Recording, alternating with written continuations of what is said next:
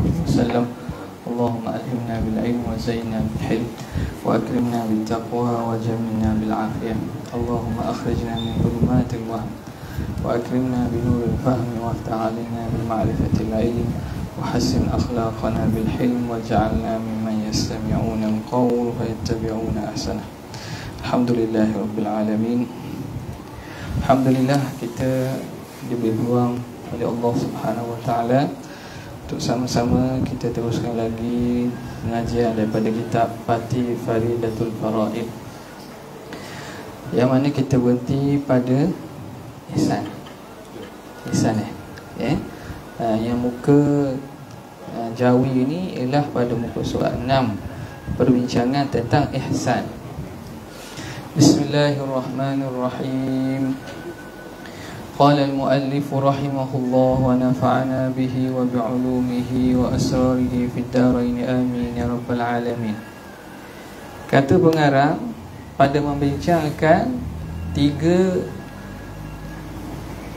rukun daripada agama kita, iaitu iman, Islam dan ihsan, yang ditanya oleh malaikat Jibril kepada Nabi. Bertanya tentang tiga ini. Kita dah sebut apa itu Islam, apa itu iman, tinggal lagi yang ketiga ialah ihsan. Kata pengarang ihsan, apa itu ihsan? Iaitu buat baik dengan ikhlas. Erti beribadat kita kepada Allah seolah-olah kita lihatkan Allah. Jadi ihsan ni apa? Iaitu buat dengan ikhlas. Erti maknanya kita beribadat kepada Allah seolah-olah kita melihat Allah. Ini yang bila Nabi SAW ditanya apa itu ihsan, Nabi kata an ta'budallaha ka'annaka tarahu. Kamu beribadat kepada Allah seakan-akan kamu melihat Allah. Fa illam takun tarahu fa innahu yaraka. Andai kata kamu tak mampulah melihat Allah atau merasai melihat Allah, maka ketahuilah bahawa Allah melihat kamu. Jadi apa erti, apa parti daripada perkataan Nabi itu? Ini yang disebut oleh makna buat dengan seakan-akan Tuhan tengok, ataupun kita merasa seakan kita melihat Allah, maknanya ikhlas. Buat dengan ikhlas. Buat dengan ikhlas. Jadi buat dengan ikhlas ni menuntut bahawa perbuatan tu buat dengan sebaik mungkin, seelok-elok mungkin. Bukan makna buat seperti melepaskan batuk di tangga, seperti untuk cukup syarat saja. Tidak, buat seikhlas mungkin.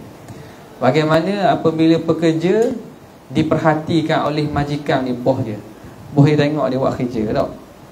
Jadi dia akan buat tak buat mudah-mudah, tak buat sambil lewa. Walaupun hati tu tak tahu ikhlas dah, tapi dia akan buat molek. Sebab apa? Sebab dia merasakan dia diperhatikan. Nampak? Baik. Jadi di sini bila Nabi sebut seumpama kamu melihat Allah, ini dalam istilah tasawuf dipanggil musyahadah. Musyahadah tu perasaan hamba melihat Allah. Tengok ke mana? Bukan tengok Tuhan tu bertokoh berjasad je, bukan. Melihat dengan mata hati ni. Perasaan hamba melihat dan memahati kepada Allah Subhanahu Wa Taala. Musyahadah. Kemudian sebelum ataupun bawah pada musyahadah dipanggil maqam muraqabah. Muraqabah tu merasai diperhatikan. Jadi kalau orang ada rumah dia ada CCTV, tak? CCTV. Jadi orang yang tahu bahawa tuan rumah ada CCTV, dia tidak akan buat sewenang-wenang. Curi nak masuk rumah, tak boleh ni. Tengok, kena tutup CCTV tu. Merasakan diperhatikan. Jadi dia tidak akan buat perkara yang tidak disukai oleh tuan. Itu muraqabah, perasaan seorang hamba diperhatikan oleh Allah Subhanahu Wa Taala. Hakikat sebenar memang Tuhan perhati kita, Tuhan tengok. Hak tu tak nafi, tetapi rasa Tuhan tengok tu, hak tu yang melahirkan kita taat, kita takwa. Sekarang ni orang yang tak ada perasaan muraqabah, Tuhan tak perhati ke? Allah Ta'ala perhati. Tidak ada sesuatu pun yang terlepas daripada ilmu dan pandangan Tuhan, walaupun sekecil-kecil benda. Tak ada. Tapi hak tu pada hakikat akidah gitu. Tapi hak di tasawuf ni ialah rasa hati bahawa diperhati. Nampak? Rasa hati bahawa dia diperhati. Bila kita begitu, tentu sekali kita akan menjaga setiap gerak langkah kita. Baik. Tengok. Maka tidak patut kita beribadat kerana lain daripadanya. Tak patut kita beribadat kerana lain daripadanya, padahal kita telah tahu bahawasanya Allah Ta'ala selama-lama melihat akan amalan kita. Jadi bila kita tahu gitu, kita yakin, apa natijahnya? Tak patut kita buat ibadat kerana selain Allah. Buat ibadat nak suruh orang tengok, buat ibadat nak suruh orang tahu, buat ibadat nak suruh orang kata kita soleh, nak suruh orang kata kita baik. Maknanya kita buat kerana selain Allah. Dan kita tahu Tuhan tengok, bahkan keikhlasan ibadat tu Tuhan tahu. Patut tak patut? Jawabnya tidak patut beribadat kerana lain daripada Allah. Padahal kita telah tahu bahawasanya Allah selama-lama melihat amalan kita. Dan ihsan ini syarat bagi sempurna Islam dan iman. Maka tidak sempurna kedua-dua ini melainkan dengan ada ihsan. Tengok, ihsan ni syarat sempurna. Ihsan syarat sempurna. Dia bukan makna syarat mengesahkan. Orang tak ada ihsan, katakanlah dia bersemayang ikhlas pun tak ada setara mana. Buat pun tidaklah makna sesempurna mungkin. Hati dia pun tak jaga, tapi dia beriman, tapi dia melaksanakan tuntutan Islam, dia tetap Muslim dan mukmin. Tapi adakah dia dikelar sebagai muhsin? Al-muhsinin tu tidaklah. Dia tidak sampai darjah ihsan. Dengan kata, sebab tu dia kata ihsan ini syarat sempurna, bukan syarat iman. Kalau syarat iman, syarat Islam tu makna syarat asas lah. Syarat asas. Orang Islam cukup dia buat perkara-perkara yang dituntut Islam.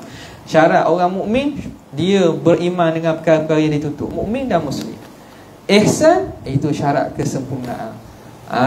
Sebab tu maqam ihsan ni maqam yang lebih tinggi. Maqam yang lebih tinggi dan maqam yang lebih dekat kepada Allah Subhanahu wa taala.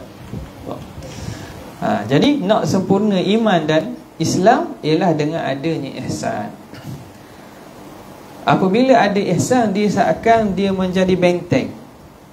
Bila seorang tu ada, kita panggil ihsan pada iman dan Islam. Ihsan ni satu benteng kuat untuk menghalang daripada anasir-anasir luar, perkara-perkara syirik dan juga amalan-amalan yang tak betul, akidah-akidah yang salah. Ihsan inilah yang dapat membentengnya. Nampak tak? Kubu kuat. Jadi tak boleh nak serang kota, sebab kubu ihsan ni kuat.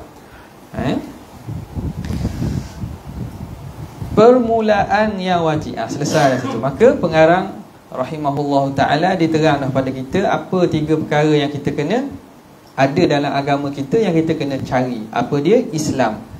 Jadi ilmu tentang Islam ni kita kena belajar.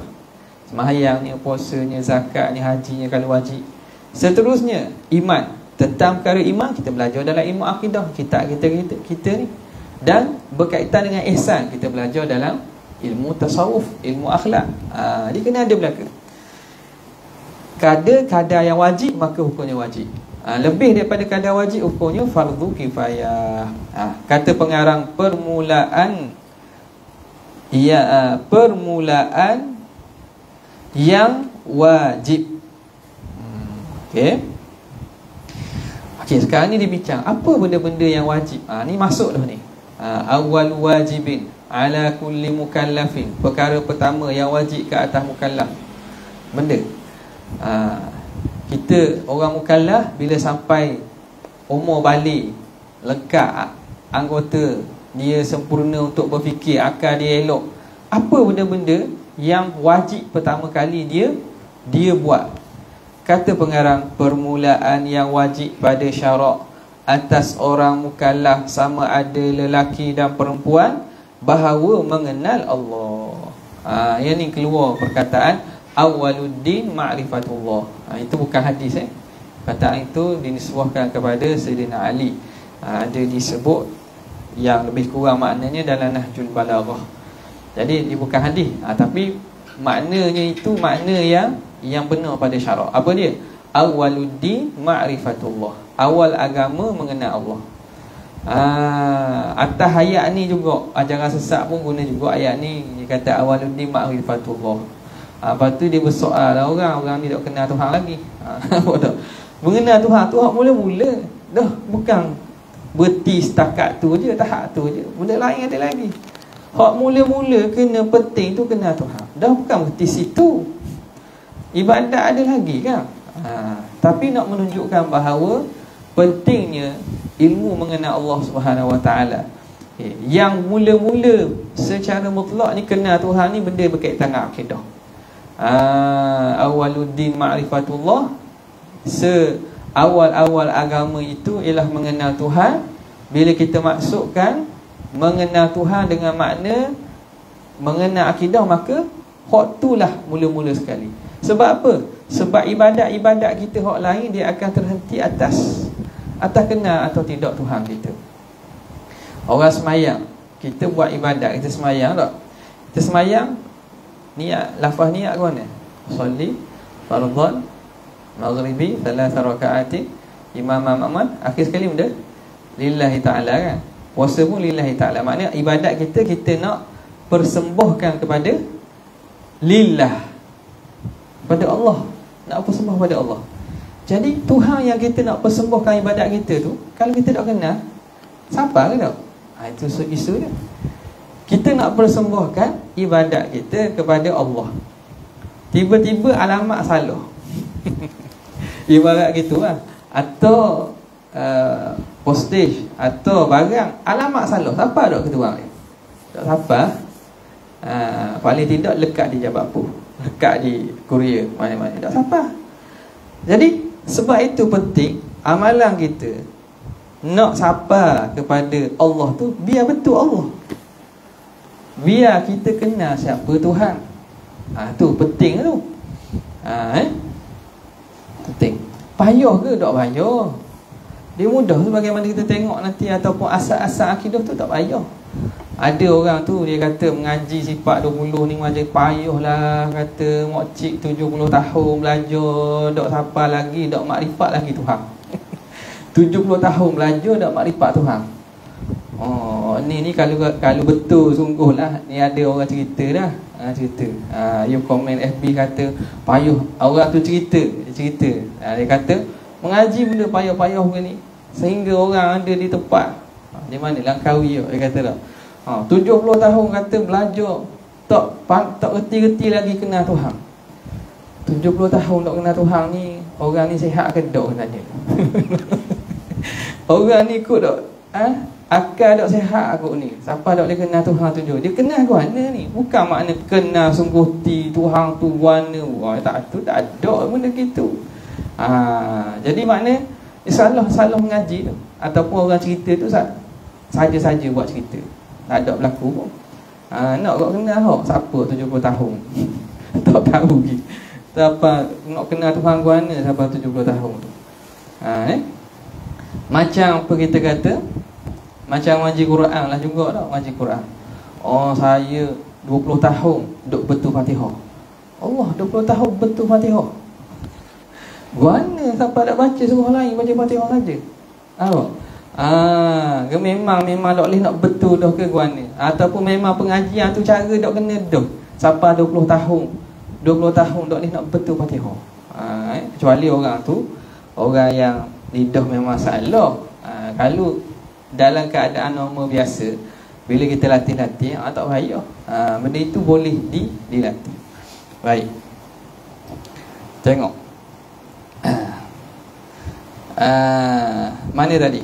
Dia kata permulaan yang wajib pada syarak, awwalun ma yajibu ala kulli mukallaf, perkara mula-mula yang wajib atas mukallaf, atas orang mukallaf, sama ada lelaki dan perempuan, tak kira lah lelaki perempuan, bahawa mengenal Allah. Siapa mukallaf itu? Orang mukallaf pertama ialah orang yang berakal. Yang kedua ialah yang dah sampai umur baligh. Yang seterusnya ialah panca indera dia selamat. Panca indera selamat ni maknanya anggota untuk dia faham tu dia ada. Dia ada penglihatan, dia ada pendengaran atau salah satu.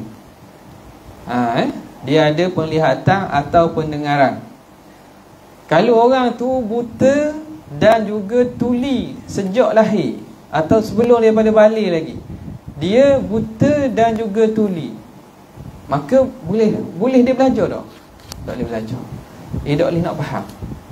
Kalau dia buta saja, dia boleh faham lagi. Orang buta amal mana pandai. Kalau dia tuli, dia boleh tengok, dia boleh belajar lagi. Bahasa isyarat lah tak? Dia boleh belajar lagi. Dah kalau buta dan tuli, nak masuk kat mana input ilmu nak masuk kat mana? Tak boleh. Jadi orang ni hukumnya bukan mukallaf, tak berdosa. Jadi selamat panca inderanya dan juga sampai dakwah Rasul. Sampai dakwah Rasul, maknanya seruan Islam tu. Ni kalau orang yang belum asalnya Islam. Kalau yang dah lahir daripada ibu bapa atau salah seorang Islam, hak tu tak syarat lah dia sampai dakwah memang dia Islam daripada keturunan ni. Apa tak? Islam daripada keturunan dia lagi, Islam baka.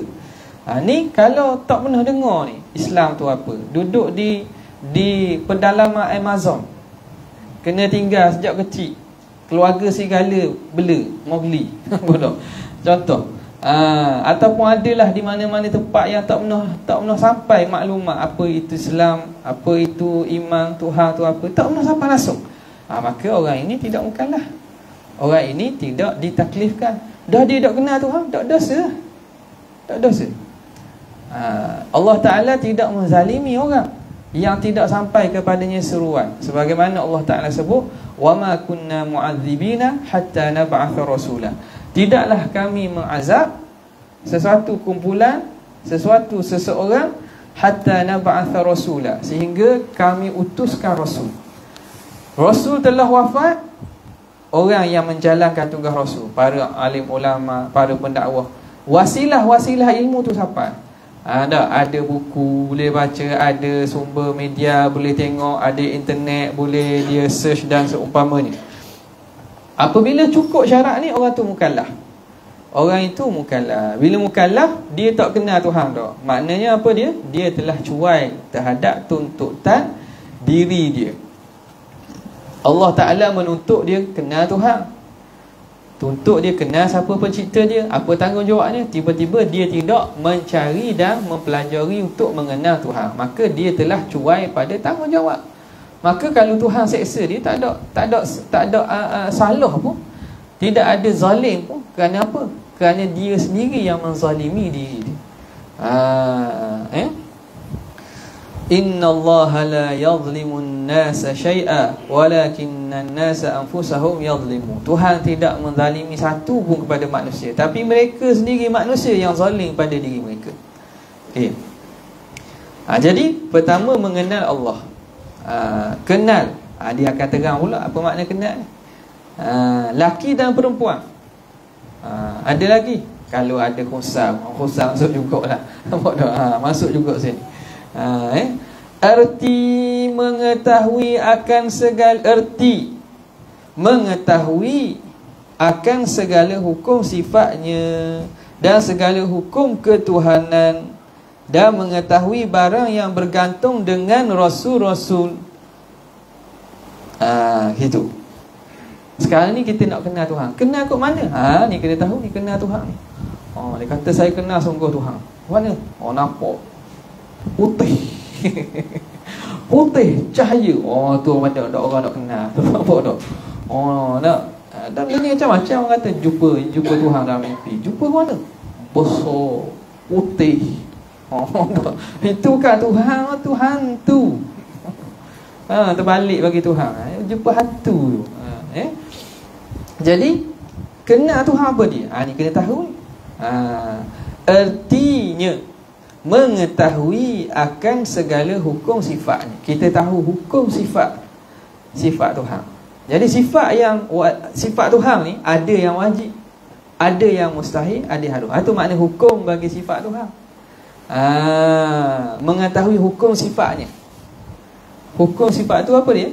Ni hukum sifat wajib, mustahil, haram. Apa sifat wajib bagi Allah?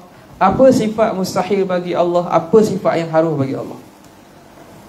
Dan segala hukum ketuhanannya. Hukum ketuhanannya. Ni merujuk kepada apa? Merujuk kepada istighna dengan iftiqar. Terkaya Allah daripada yang lain daripadanya, dan berhajat segala yang lain daripada Allah kepada Allah. Itu hukum ketuhanan. Nampak? Jadi apabila kita tahu ni, kita dah kira kenal. Ni tahap makrifat pada usuluddin. Makrifat pada usuluddin ialah kita tahu sifat wajib Tuhan, sifat mustahil, sifat harus. Kemudian Allah ni terkaya daripada yang lainnya. Maknanya Tuhan tak berhajat daripada selainnya. Segala selainnya yang berhajat kepada Allah.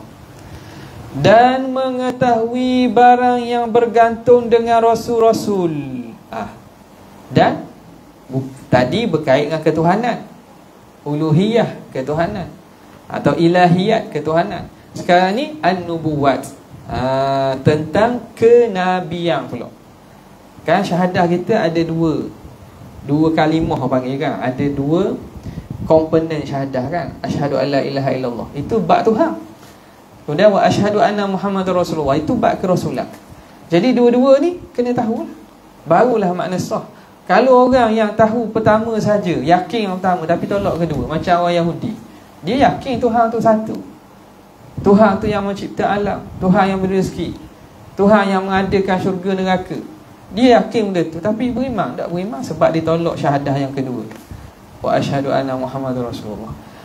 Jadi kerana itu antaranya ialah selain daripada kenal Allah, kenal dan mengetahui barang yang bergantung dengan Rasul-Rasul. Apa yang berkait dengan Rasul, samalah tadi perkara apa? Perkara wajib, sifat wajib bagi Rasul, sifat harus bagi Rasul, dan yang sifat mustahil bagi Rasul. Okay. Dan beriman dengan segala yang dibawa datang oleh Nabi. Beriman segala perkara yang dibawa datang oleh Nabi ni, dalam tu terhimpun sam'iyat, perkara-perkara sam'iyat, perkara ghaib. Beriman dengan syurga, neraka, jin, malaikat, hisab, mizan, suhuf dan seumpamanya. Jadi itu maksud mengenal Tuhan. Dan tidak wajib mengetahui hakikat zatnya. Hakikat zat Tuhan tak wajib. Bahkan ulama kata tak mampu nak tahu. Hakikat zat Tuhan ni tidak wajib. Bahkan ulama kata tak mampu nak tahu. Tak mampu nak tahu hakikat zat dia tu. Dan kita tidak disuruh mengetahui pun. Memang kita terhad dan juga tidak boleh sampai kepada hakikat, mengenal hakikat zat Tuhan. Tak boleh. Okay. Hatta ulama kata, hatta para malaikat pun hakikat zat Tuhan tidak tercapai oleh sekalian makhluk. Nampak? Wa ma qadarullaha haqqa qadrihi wal ardu jami'an qabdatuhu yaumal qiyamah. Kamu tidak mampu mengandaikan, tak mampu nak kira hak Tuhan ni sebenar-benar hakikat, kamu tak capai, tak akan capai. Jadi hak hakikat zat tu, hak tu bukan kerjaan dia. Kalau orang kata dia tahu hakikat zat tu, tahu dah orang tu lebong.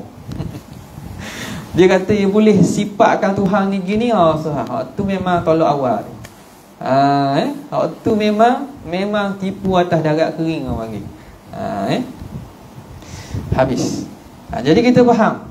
Kenapa kena faham ni? Benda asasnya tuan-tuan, puan-puan sekalian, benda asas. Sebab apa? Benda ni penting. Benda asas ni KG, mari cabar-cabaran ajaran sesat sekarang ni, dia duduk teks sini.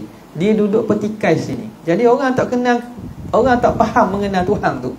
Tak faham erti mengenal Tuhan. Apa maksud mengenal Tuhan? Sedap digoreng lah bahasa kita. Kena goreng dia orang. Kena goreng ni makna kena tipu dia orang. Kenal Tuhan ni, kena masuk ajaran saya, kena ikut. Malam ni awak masuk, malam ni juga bermimpi. Jangan main. Dok, kadang berlaku. Malam ni masuk, malam ni mimpi tu. Mimpi Tuhan ke mimpi Nabi. Jadi kita dok tahu, yakin dok. Hebat. Kalau main ngaji surah ni, malam ni balik tidur, mimpi jumpa tu esok Nabi. Ataupun dok mimpi, dok kelas ngaji-ngaji surah gini. Jadi benda gini buat apa? Ni jarum jalan-jalan syaitan cuba nak merosakkan akidah umat Islam. Dia buatlah benda ni tak pelik. Mimpi-mimpi yang berupa-berupa begitu, syaitan boleh buat saja. Syaitan boleh menghasut dan juga mengaburkan orang yang tidur tu dengan macam-macam tanggapan. Apatah lagi kalau untuk orang jahil tentang usuluddin, jahil tentang agama.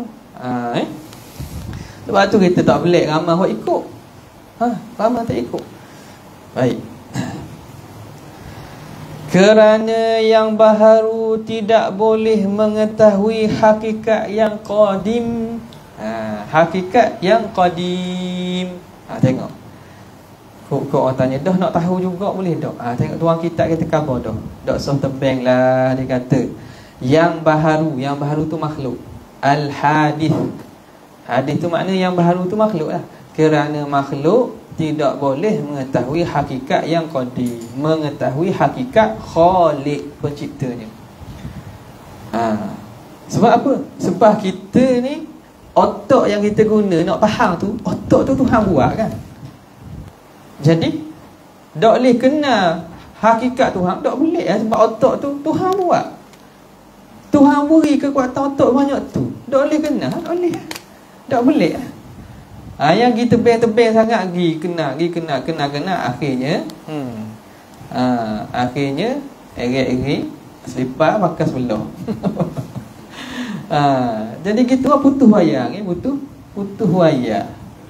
Sebab apa? Sebab dia telah melangkaui kemampuan otak. Apa? Okey, jadi kerana yang baharu tak boleh mengetahui hakikat yang qadim. Makhluk ni takkan mampu capai hakikat Tuhan yang ciptanya. Dah kita nak kenal tadi sifat-sifat Tuhan. Kalau kita belajar ni, cara kenal dia gitu. Dan maksud dengan mengenal dan mengetahui itu ialah i'tiqad yang kukuh yang mengenai akan yang sebenar yang dapat i'tiqad itu daripada dalil. Ni dia takrif makrifat. Makrifat tu apa? Apa makna makrifat? Mengenal Tuhan tu ialah al-jazmu, jazam.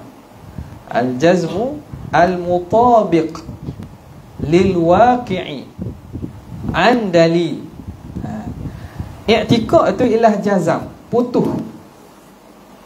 hati ataupun ikatan hati, putuh yang menepati hakikat sebenar berdasarkan dalil.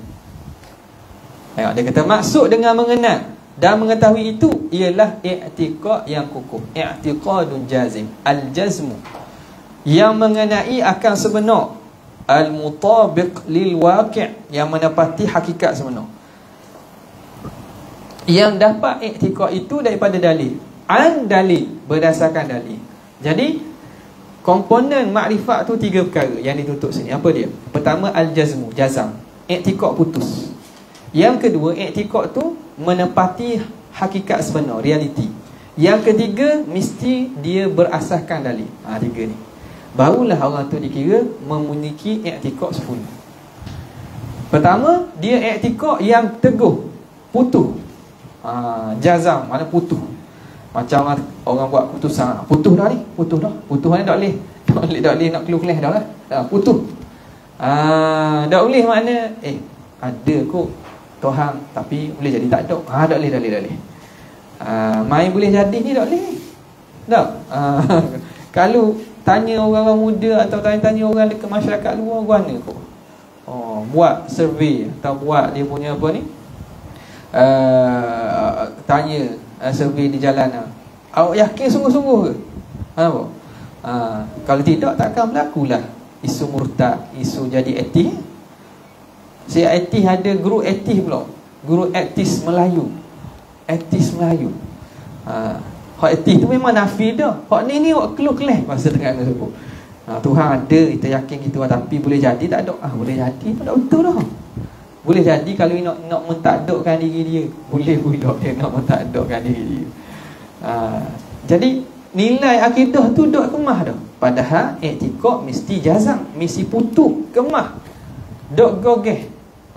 Dok gogeh. Satu. Maknanya kalau tak teradu, tak yakin, tak 100%, maknanya i'tiqad tu dok sah. Dok sah.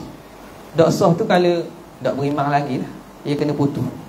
Hak ni yang akhir kalau hayat seseorang itu, bila nazak, bila akhir hayat ni senang syaitan mari.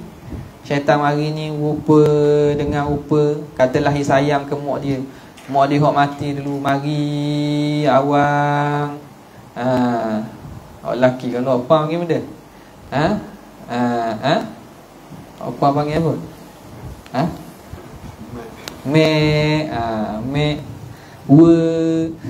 Macam tu. Mak ni nak ikut mak ni kena beriman gini, kena yakin gini. Syaitan mari berupa orang hak dia kasih nak gugat iman pada saat akhir. Hak tu paling penting. Dah kalau orang tu di dunia dia sepanjang hayatnya tak ada keimanan teguh dah, tidak kuat dengan amalan soleh. Amalan ni dia jadi benteng ni. Bila kita baca sokmo ayat kursi, kita semayang sokmo, kita wirid, tanpa kita sedar tu benteng kuat tu. Dia menanam keimanan dalam hati tu. Tiba-tiba orang tu gitu, dah nampak orang yang disayang sebut gitu, marilah ikut tempat mak ni tapi kena ngaku gini kena akhirnya habis lucu iman. Akhir ayat, na'udzubillah min zalik. Akhir hayat lucu iman. Tanam kubur orang Islam pun benar tak ada apa-apa nilai. Na'udzubillah min zalik. Nampak? Jadi i'tiqad yang teguh, yang kukuh. Satu. Yang kedua, biar i'tiqad tu menepati yang sebenar, kena dengan sebenar, mutabiq lil waqi', menepati hak sebenar.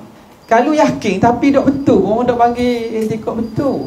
Macam orang Kristian, dia yakin betul Tuhan dia tu satu daripada tiga, Trinity. Dia yakin ni, tak mau ubah dia. Kita debat-debat pun dia tolak je, macam-macam hujah. Dia yakin betul, tapi keyakinan tidak menepati yang sebenar. Tidak dikira makrifat juga. Ahli falsafah dia kata alam ni qadim juga. Alam ni bukan Tuhan buat. Alam ni ada sejak asal dah, bukan Tuhan buat. Dia yakin betul-betul gitu. Tapi keyakinan ni tidak menepati realiti hakikat sebenar, bukan makrifat juga. Dan yang seterusnya ialah berdasarkan dalil. Mesti ada dalil. Ni nak mengeluarkan daripada taklid. Kerana iman muqallid ini, iman orang yang bertaklid, fi khatar, dalam bahaya. Orang yang bertaklid ni iman dia walaupun ada khilaf, sebab ada khilaf lah. Bahaya tu pertama sebab ada khilaf. Yang kedua bahaya kerana senang untuk diragui. Orang taklid mana ikut betul. Dia bukan yakin kerana dia cari sendiri dalil, dia jumpa sendiri dalil, bukan.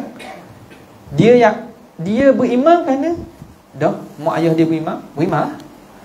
Dah tok guru ustaz dia kata gitu, dia beriman. Apa dalil? Tak tahu. Kita ikut lah. Dah kita orang Islam. Kita orang Islam kan. Jadi kita ikut je. Jadi dia sendiri tu tak ada pegang pada dalil bukan boleh payah, bukan macam dalil kena tulis. Tak, dalil asal je pun. Sebagaimana yang akan diterang nanti lah. Dia tak ada dalil langsung, dia memang ikut betul-betul. Jadi orang gini ada khilaf pada masalah sah tak sah iman dia. Qaul mu'tamad mengatakan iman dia sah kalau yakin dia tu betul-betul kemah. Maknanya katakanlah orang hak dia ikut tu berubah, dia tak berubah. Tak, katakanlah dulu dia ikut tok guru ni, ustaz ni, percayalah Tuhan tu satu, Tuhan tu tidak bertepat, Tuhan tu tidak ada anggota. Tiba-tiba Tok Guru dia jadi sesat. Tok Guru jadi sesat, dia tak berubah. Di makna dia taklid tu taklid sungguh. Kalau orang yang diikut tu berubah, dia tak akan berubah. Kalau taklid gitu, kalau taklid gitu sah lah.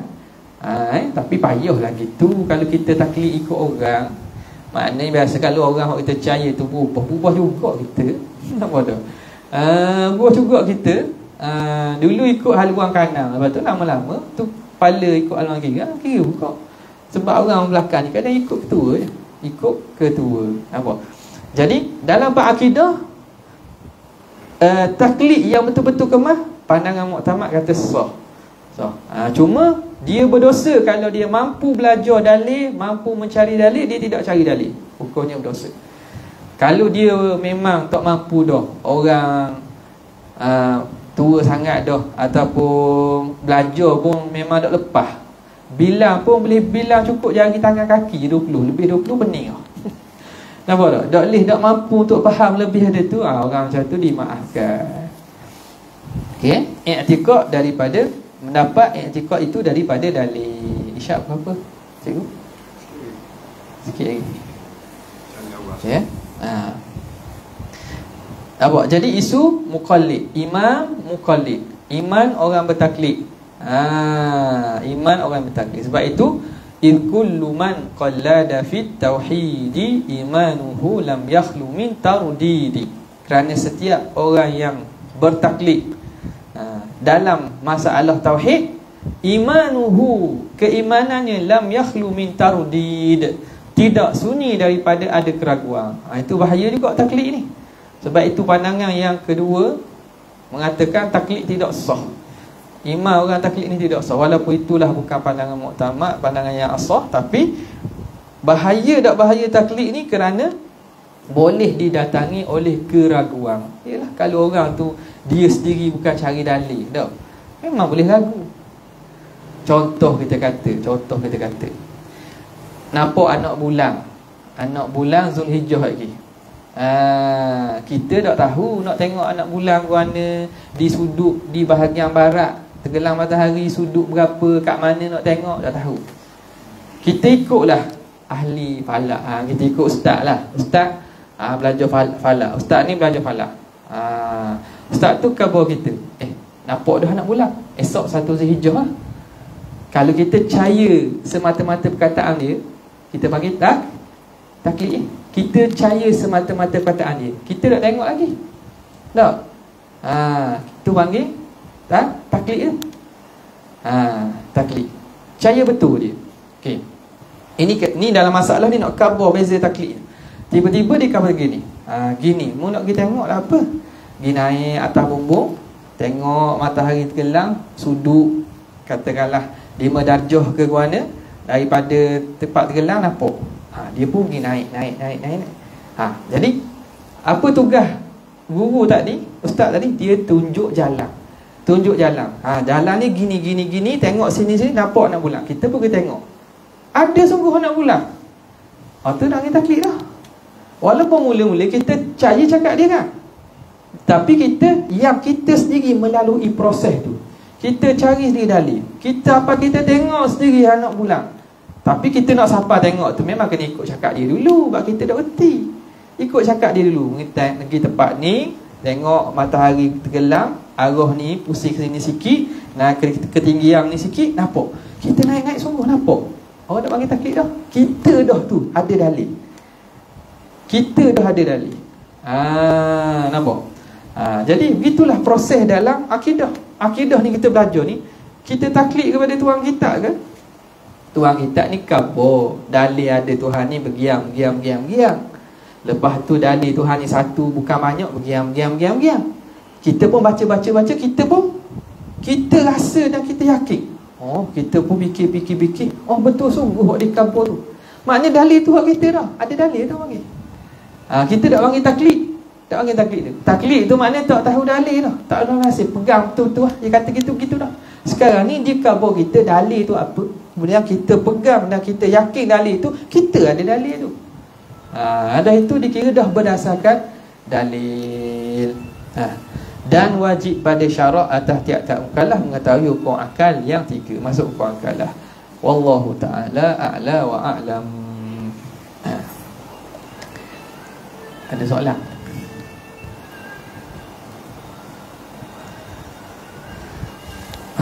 Tak ada Pada tu saja untuk kali ini. Wabillahi taufiq wal hidayah. Assalamualaikum warahmatullahi wabarakatuh.